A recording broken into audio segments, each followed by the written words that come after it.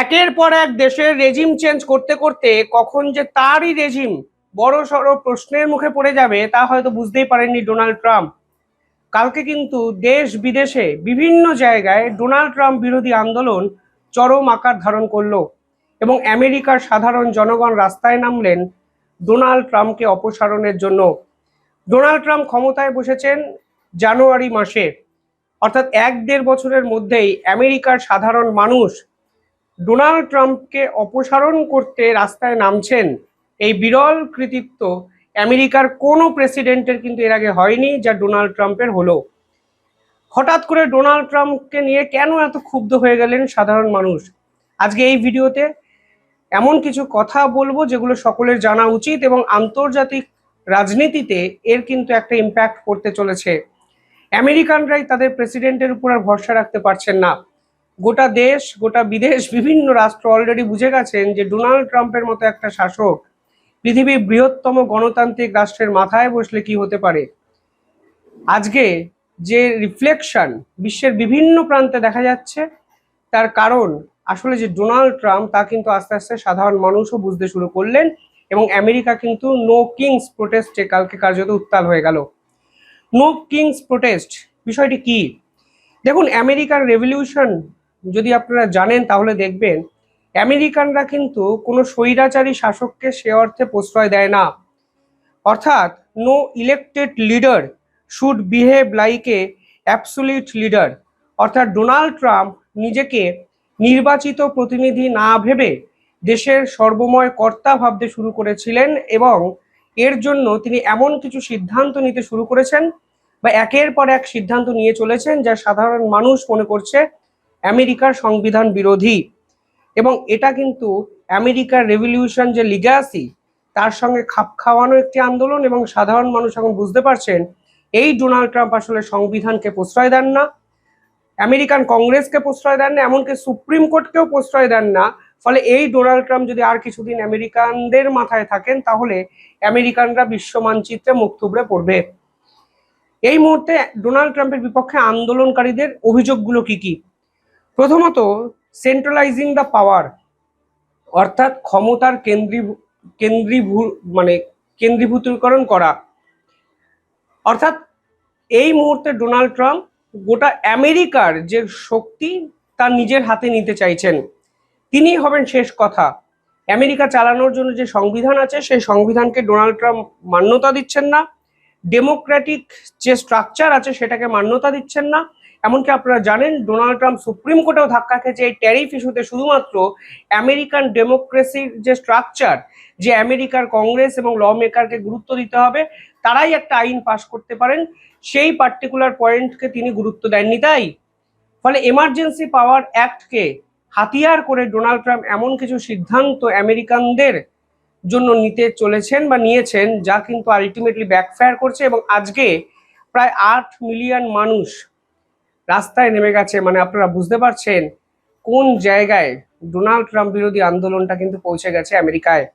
কাতারে কাতারে মানুষ আমেরিকার সমস্ত বড় শহরে কালকে রাস্তায় নামলেন। লস অ্যাঞ্জেলেস বলুন, শিকাগো বলুন, নিউ ইয়র্ক বলুন, সমস্ত জায়গায় আমেরিকানরা কিন্তু বিক্ষোভ দেখাতে শুরু করলেন ডোনাল্ড ট্রাম্পকে সরানোর জন্য। ইতিহাসবিদরা বলছেন ভিয়েতনাম ওয়ারের সময় একই রকম চিত্র আমেরিকাতে দেখা গেছিল। এমনকি ইরাক ওয়ার, মানে ইরাক যুদ্ধ 2003-এ যখন হয়েছিল তখনও কিন্তু আমেরিকানরা এই ধরনের প্রোটেস্ট দেখিয়েছিল এবং তারপর সরকার পরিবর্তন হয়ে যায় আমেরিকায়। এই যে প্রোটেস্টকে কালকে অর্গানাইজড করা হলো তার আভাস কিন্তু মার্কিন গোয়েন্দা সংস্থারা পাননি এবং এটা কিন্তু আমেরিকার যে ভাবমূর্তি তা গোটা বিশ্বের বুকে ধাক্কা খেলো। এমন একটা সময় ধাক্কা খেলো যখন ইরান অলরেডি তাদের পোলটি খুলে দিয়েছে, মান সম্মান ভুলণ্ঠিত হয়ে গেছে আমেরিকানদের। যে আমেরিকান সেনাবাহিনী বিশ্বের সর্বোচ্চ ক্ষমতাধারী সেনাবাহিনী হিসাবে নিজেদেরকে প্রতিষ্ঠা করত, অন্তত বিজ্ঞাপিত করত, তারা যে আলটিমেটলি পালিয়ে বাঁচতে হচ্ছে তাদের এবং তারা যে পৃথিবীর সর্বশ্রেষ্ঠ সেনাবাহিনী নয় তা ইরান অলরেডি বুঝিয়ে দিয়েছে। আর কালকে আমেরিকানরা বুঝিয়ে দিয়েছে যে ডোনাল্ড ট্রাম্পও শেষ কথা নয়। গ্রাস রুট লেভেলের যে নেটওয়ার্ক সেটাকে অর্গানাইজড করা হয়েছিল এবং এই অর্গানাইজড নেটওয়ার্ক আলটিমেটলি আজকে প্রোটেস্টারদের চেহারায় কনভার্ট হয়। পাশাপাশি সিভিল রাইটস একাধিক অর্গানাইজেশন জড়ো হয়েছিল অ্যান্টি ওয়ার যে বিভিন্ন ধরনের অর্গানাইজেশন তারা মানে একত্রিত হয়, এবং লেবার ইউনিয়ন তারা সকলে একত্রিত হয়। অর্থাৎ মোদ্দা কথা হলো সমাজের বিভিন্ন স্তরের মানুষরা জোট বাঁধে, সংঘবদ্ধ হয় এবং ডোনাল্ড ট্রাম্পকে অপসারণের জন্য উঠে পড়ে লাগে। 2026-এ এসেও আপনারা যদি দেখেন এই প্রোটেস্টের ঘরানাটাও কিন্তু বদলে যেতে শুরু করেছে। এর আগে প্রোটেস্টে একটি নির্দিষ্ট নেতার প্রয়োজন ছিল, কিন্তু নেপাল যুদ্ধ বলুন কিংবা দেশ বিদেশে ছড়িয়ে থাকা বিভিন্ন রেভলিউশনারি যে আন্দোলনগুলো এই মুহূর্তে হচ্ছে, তাদের একটা কোনো সিঙ্গেল লিডার সেই আন্দোলনকে ডাক দিচ্ছে সেটা নয়।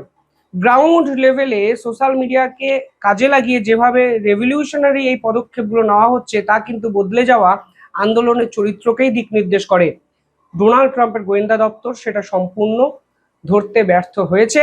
ফলে শুধুমাত্র মার্কিন সেনাবাহিনীর দক্ষতা নিয়ে বর্তমান সময়ে প্রশ্ন উঠছে তা নয়, একের পর এক স্ট্রাকচার যেভাবে ধ্বংস হচ্ছে, এবং পাশাপাশি কালকে আমেরিকা যে নো কিংস প্রোটেস্ট দেখলো, তাতে একটা জিনিস পরিষ্কার হয়ে যাচ্ছে, আমেরিকার গোয়েন্দা দপ্তরও ডাহা ফেল করেছে।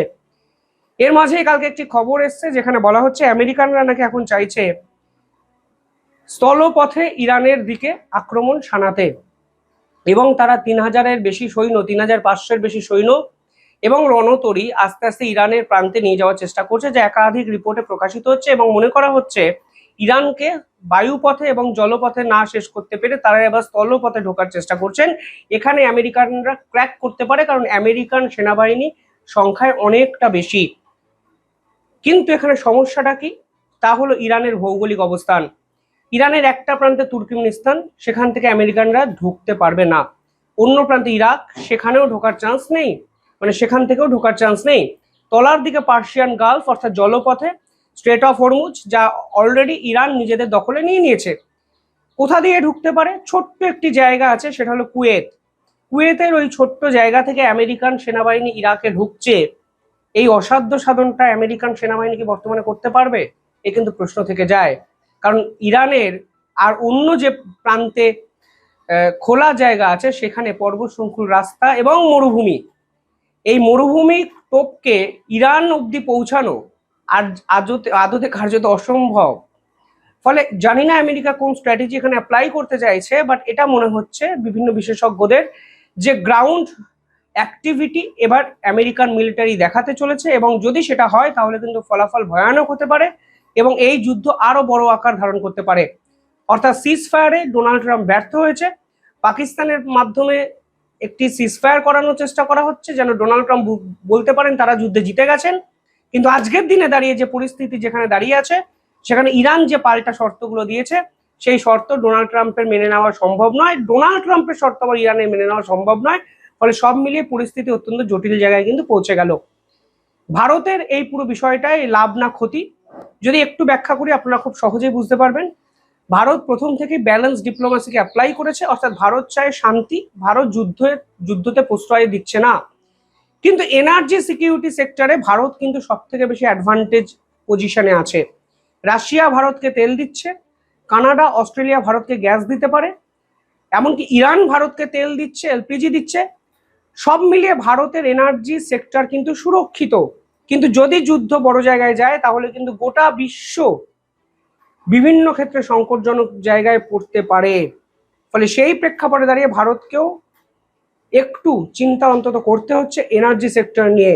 আর ডোনাল্ড ট্রাম্প যেভাবে আমেরিকায় আন্দোলনের মুখে পড়লেন, তাতে একটা জিনিস পরিষ্কার, ভারত ট্রেড রিলেটেড কথাবার্তা স্থগিত করে একদম সঠিক সিদ্ধান্ত নিয়েছে।